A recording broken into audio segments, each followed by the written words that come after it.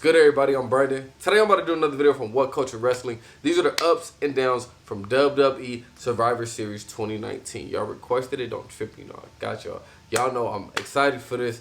I'm happy for this. Happy? I'm not happy. I'm excited, bro. Listen, I'm kind of in the clouds. I'm chilling. Simon, he does a great job, you know, with these ups and downs. I love his ups and downs because I feel like I didn't even miss the show. Granted, I can't see exactly what's happening, but the way he just describes it, I just picture it mentally. You know what I'm saying? I'm very visual like that, so I just picture it. I'm picturing it like, oh shit, Seth Rollins, oh curb stomp, oh, like you see what I'm saying? Anyway, I'm ready to hop into this video, man. This video should be fire.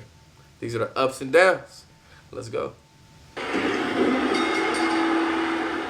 So we have learned a very valuable lesson from the Survivor Series 2019, because after years of brand versus brand and Raw versus SmackDown, we now know that one, if Vince McMahon is losing a ratings battle, he will go all in and he'll even sacrifice Raw. And two, if you put one of your programs on Fox, that will also elevate it when it comes to blue versus red, now versus yellow. But we'll talk about it. We'll get into all of that because my name is Simon Miller, and one of the biggest pay-per-views of the year is done. It's in the books. We don't have to think about it no more, so we take the finger of power of the fop, and we give the good bits an up, and we give the bad bits a down. All right, bro. We'll address everything that happens when it comes to the overall tally at the end of the show, you flipping idiots. Let's up those downs. All right, man. I really like this dude. Like he's funny. And it's not like a try-hard funny, you know what I mean? He just being himself, and it's like, he's kind of funny.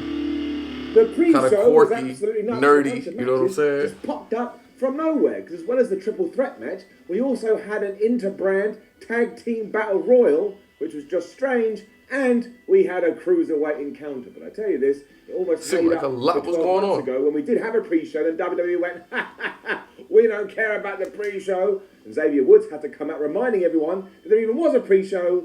Because of that, Rude and Ziggler won the Battle Royal after getting rid of the Street Profits. Leo Rush retained his Cruiserweight Championship after beating Tozawa and Kalisto. And in that triple threat match, the Viking Raiders were able to do away with the Undisputed Era and the New Day. And man, the Viking Raiders are beast. I'm not even mad. That's what's up. Because it was here, it all fell a little bit flat. Now, really, there's no bad spot on the card, but I do think here we do need to address the fact that Kofi Kingston has gone from main eventing to being in this position. Yeah. It's just sad. Also, on top of that, happens all so those crazy quick. people that came at me on Twitter going, just you wait, Simon. WWE's going to do a big story with Kofi. He's going to be really, really upset he lost the WWE title.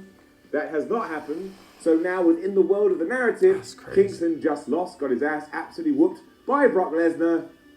Now he doesn't care. He was never allowed to care to begin with. Again, sadness down. And then it was time for our first proper match, and it was the women's 5-on-5-on-5 elimination scrap. And I have to read it out because 15 people, I mean, come on, it would be a nightmare for us all. But it was Team SmackDown featuring Sasha Banks, Nikki Cross, Lacey Evans, Dana Brooke, and Carmella, taking on Team Raw featuring Charlotte, Natalya, Asuka, Kairi Sane, and Sarah Logan. I just want to point out those are hard hitters. Sarah Logan here means we can cancel the milk carton campaign. I don't know who Sarah Logan is. Which was Rhea Ripley, Toni Storm, Bianca Belair, Io Shirai, and Candice LeRae.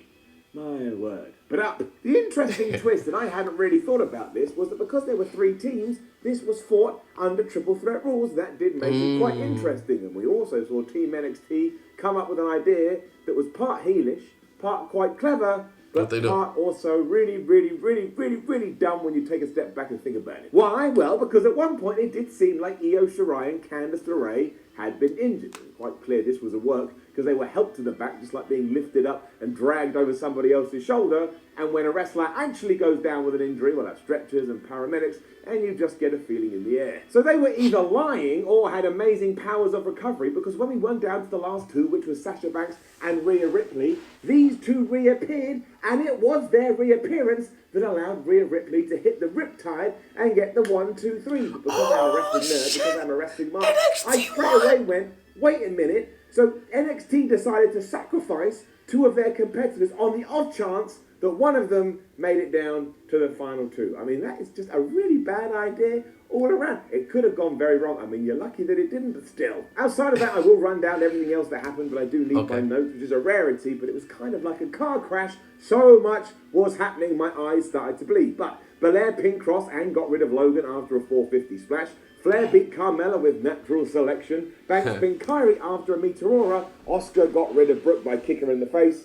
And then Oscar got really mad and she lost it with Charlotte. So she went up to Charlotte and went and just spat green mist in her face. And because Charlotte did have green mist in her face, she walked right into the women's rights by Lacey Evans. Goodbye, Charlotte. That's going to be a feud. Natty then pinned Lacey, the most devastating move in all of professional wrestling, the surprise roll-up, which of course means as well that feud is never going to end. Toni Storm tapped out, but only after she was both in the sharpshooter and the bank statement. So you know that WWE is trying to protect her. That continued when Sasha and Natty teamed up once again to hit the heart attack and get rid of Bianca Belair. But then Natalya looked like a right dork, because she was stood next to Sasha and she was all like, oh, me and Banks, we're going to team up and we're going to take out Rhea Ripley. And Sasha Banks just punched her in the face and beat her. Nay, you are an absolute fool. That, of course, did leave Sasha Banks and Rhea Ripley, and we've already gone into that. And I was genuinely surprised that NXT got the win here. But hey ho, as we've already suggested, if you want more people to watch your show on Wednesday nights and you want less people to watch AEW, you may as well make out like they're the dominant brand, which is exactly what WWE did. That's what WWE trying to do. Shout out to Rhea Ripley as well, who in the past few weeks has beaten Shayna Baszler, been in that War Games match. I think she pinned Sasha Banks on Raw or SmackDown. She's a beast. And she's winning here. We got a new star on our hands. Yeah. WWE then tried to make sense of Kevin Owens being on Team Raw, and of course they absolutely failed. He was talking to Seth Rollins here, and he was saying, look, I understand that Team Raw needs me, like he was Poochie or something. You don't have to worry about it, even though 24 hours prior. I mean, it made sense why he went down to NXT. He wanted to get revenge on the Undisputed Era after they had beaten him up on Raw. But then why would he be going against Tommaso Ciampa and Keith Lee and all those guys? But like I say, last night, I was like, yo, buddy, bro, I'm so happy, I'm so excited. Just don't worry about it. Stuff just happens. We then got our first shock of the evening for two reasons. It was Shinsuke Nakamura versus AJ Styles versus Roderick Strong. And not only did we have a shock winner, but also this kind of fell flat. And it made me really upset. And my voice goes weird down. And really, this is all to do with the crowd because they just didn't seem interested. And I spent the entire thing scratching my head going, why don't we care about Styles versus Nakamura versus Strong? I mean, it could be because they knew what else they had to come. There was the Fiend, there was the Bryan, we had the Raw elimination match of Brock Lesnar, Rey Mysterio, and Becky Lynch. So there was a lot. But because of that, there was a real disconnect between the audience and the performers. And it kind of made me, as the man sitting at home, well, I struggled to get into it too. And again, I'm very upset about this. That's crazy. And don't get me wrong, if you paid your money and you bought a ticket, you can do whatever the hell you want when you get to the arena. You can cheer, you can move, you can take your finger and stick it in someone's ear, but don't do that to me. I'd be very frustrated if somebody stuck their finger in my lip. Bro, you too buff. Ain't nobody about to stick. Like there was something missing. Ain't nobody about to mess with your buff ass. Roderick Strong actually won. Ain't nobody about to mess with you, bro. Onto Nakamura, and Roddy, being the smart boy he is, just got in there, chucked AJ out, and he stole the pin. I mean, that got a reaction, which was nice. I guess because people were like, what? But overall, it's like the whole Shinsuke versus AJ at WrestleMania thing. We all had such high hopes, and yet for some reason, they fall onto the floor. Just quietly and secretly, I wonder if we would have felt the same had we seen this on NXT. And it was almost the same for Adam Cole versus Pete Dunne, but thankfully, when they came to their finishing sequence, everybody came alive. But yeah, whether or not the crowd was just more into Raw and SmackDown, so they didn't care about anything that happens on Wednesday night, I don't know. But they also seemed a little bit quiet when it did come to this NXT title match. But nobody could have kept stum. Like I said, when we got to the ending, because it was absolutely brilliant. Like it broke his finger. When Pete Dunne went for a moonsault and got super kicked right in the face. And we also had Adam Cole and Pete Dunne kick it out of all of their big moves. And that's why, after Pete Dunne had grabbed the fingers and snapped them and went for the bitter end for the second time, everyone thought, he's going to do it. But somehow, and I've watched it about 67,222 times, and I still can't figure it out, Adam Cole reversed the bitter end into the Panama Sunrise and then hit the last shot in order to retain his championship. Again, it's one of those moments you need to go out, you need to see the GIF, you need to see the video, you need to see whatever you need to see. It's so smooth. It was so smooth, and it was so well executed. If I could ever perform something like that in the ring, I would tell everybody, to the point people like Miller, shut up, we don't care. And I don't really understand what happened. Also, we mentioned I'm too high, Simon. It went over my head, bro. My fault. Adam damn Cole, he has had a pretty good November. In a true moment of diversity too, we went from that to The Fiend versus Daniel Bryan for the Universal Championship. This really was a match of two halves. thankfully, the second half was really entertaining.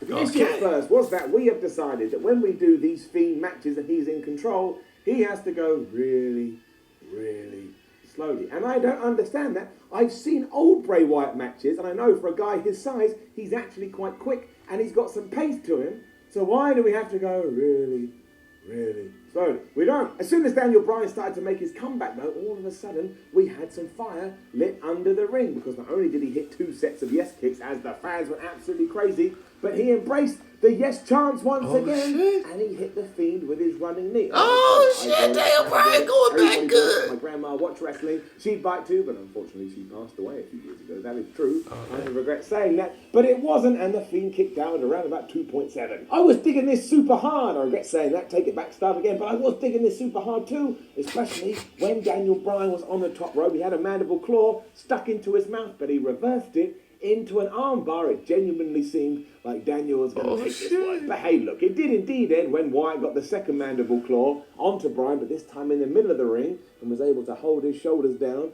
for the 1, 2, 3. But I can't be mad at that, because Bray Wyatt just defeated Daniel Bryan. Yeah. Who's a major star. And as we now try and forget everything that happened in Hell in a Cell, this ain't too bad. Don't forget, that's what we wanted. We wanted the Fiend to take out everybody that he could. So far, taking out Seth Rollins, taking out Daniel Bryan, still the Universal Champion. The Fiend is a beast. My favorite right now. He's my favorite right now. Diversity into his matches.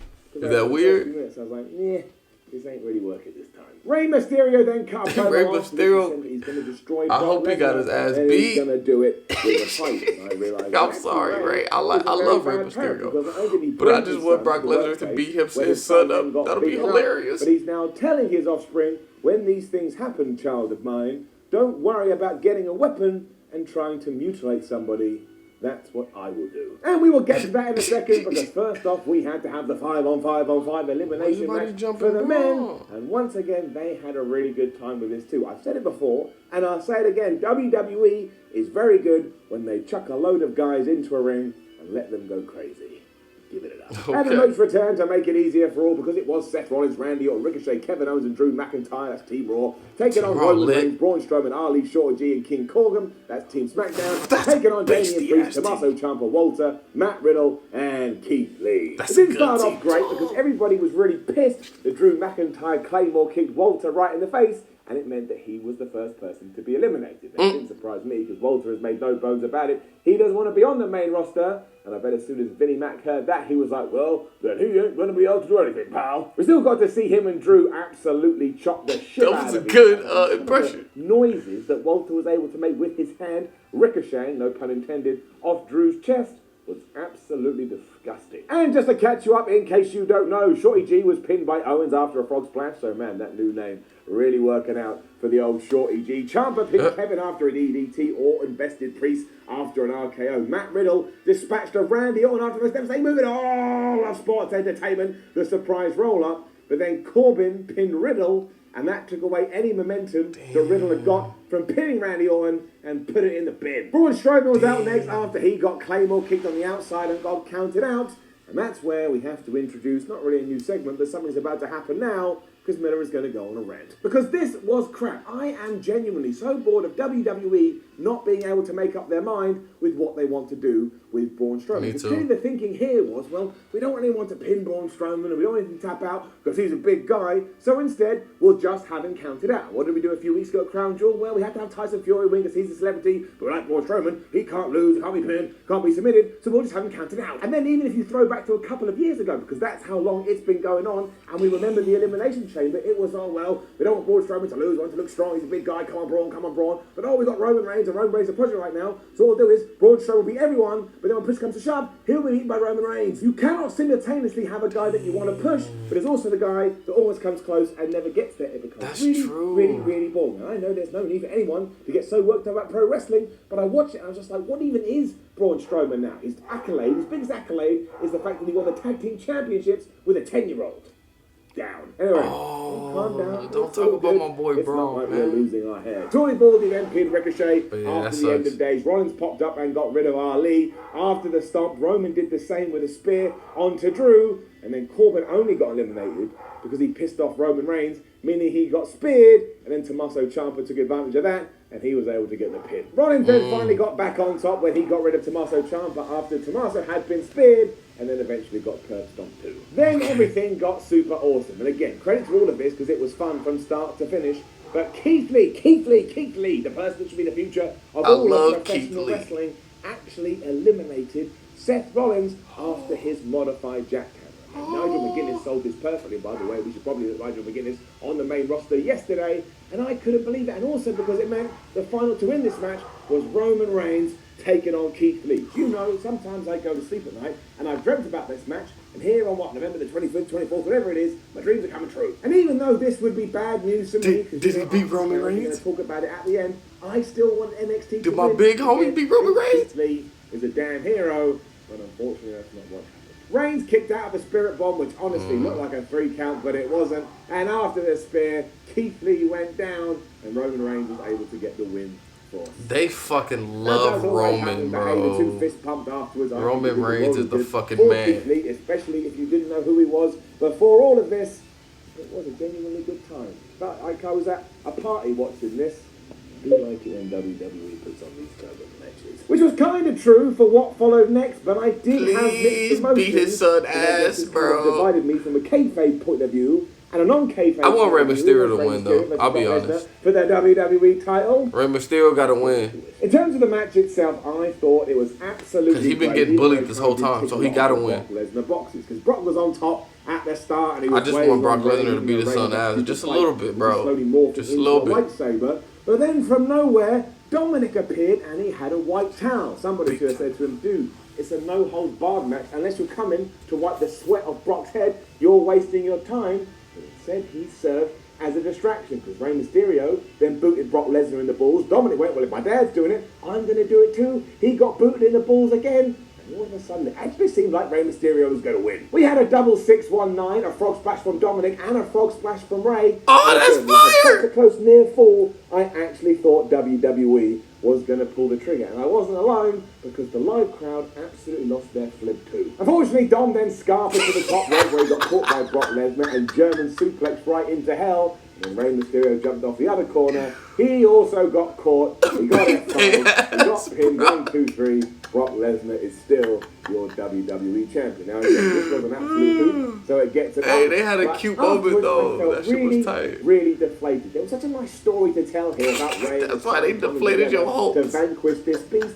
And we didn't tell it, even though you probably got the idea that everybody wanted that to happen. Also, that's why they wanted to. That's why they wanted to do you like that. Shout out WWE for being dirty. That's hilarious. I don't see that anymore, and I think I'd be much more pumped for tonight's show if I thought, oh wow, we've got a new champion. Also, isn't wrestling meant to be about these satisfying narratives that pay off and make you feel good inside? And what would have been better, again, than a family coming together to get rid of the big dastardly heel? I just thought that was WWE being too WWE, which is a contradiction in terms, but when you think about it like that, down. Which no, that's hilarious. I like it. Life ain't always a happy ending, bruh. I did. I thought it did everything it needed to do. And it's getting an up. Come on, pal. Let's talk about it. Shayna Baszler versus Becky Lynch versus Bayley. And all I care about here is that Shayna Baszler won, the NXT champion, the undefeated champion. She won? Do you know what that does for her development NXT and her evolution as a everybody up. The world of good? I think it's huge, and also it would have been mad for her to hold on to that title for around about 67.2 years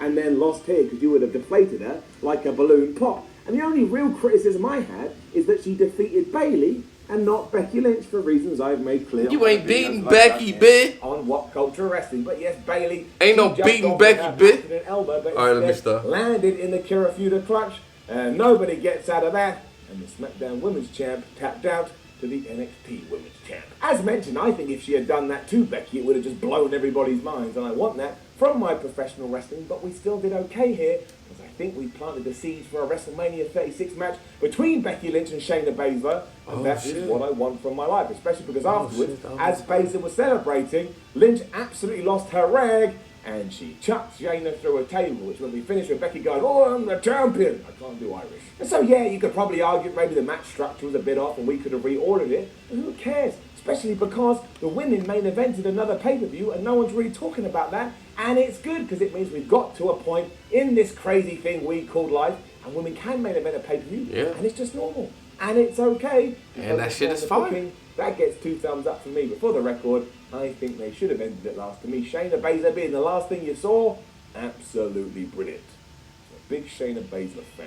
Which brings us to the spinning arrow, which grades the overall show. And of you course, give it does up or go down, bitch. But now I need to address the travesty that happened on this evening. And damn you, Vince McMahon, damn you so hard. Just because you're actually worried about AEW and SmackDown's on Fox and you want to impress them, you don't care about the USA Network anymore, so you've been on the USA Network since we were born. Yes, NXT won the night. It was 4 for Wednesdays, 2 for Fridays, and 1 for Mondays. And if you don't know, me and Adam Cleary, well, we clashed much as they clashed on WWE TV. And if Raw or SmackDown didn't win, the loser would have to dress up like a clown. So, on an episode of Ups and Downs this week, I will live up to my word. That is and I hilarious. will dress up like a clown, but I'm not happy about it. You want to know why? Years, I've been building my reputation as a serious wrestling journalist, and now I've got to dress up like Bozo. I mean, it just absolutely stinks. You know what? Shout out my boy Simon, man. He's hilarious. Great video from What Culture Wrestling. Great video from my boy Simon. We got all the results in. Like he said, NXT did win. These matches sounded fire. All of these triple threat matches that they had, they sounded really good. Rey Mysterio and his son lost to Brock. That is hilarious. But still, it seemed like it was really good, man. Thank y'all so much for requesting it. I need to get a chair or something. I'm actually sitting on the floor when I do these. No, I'm not going to say that. I'm going to see y'all next time. Peace.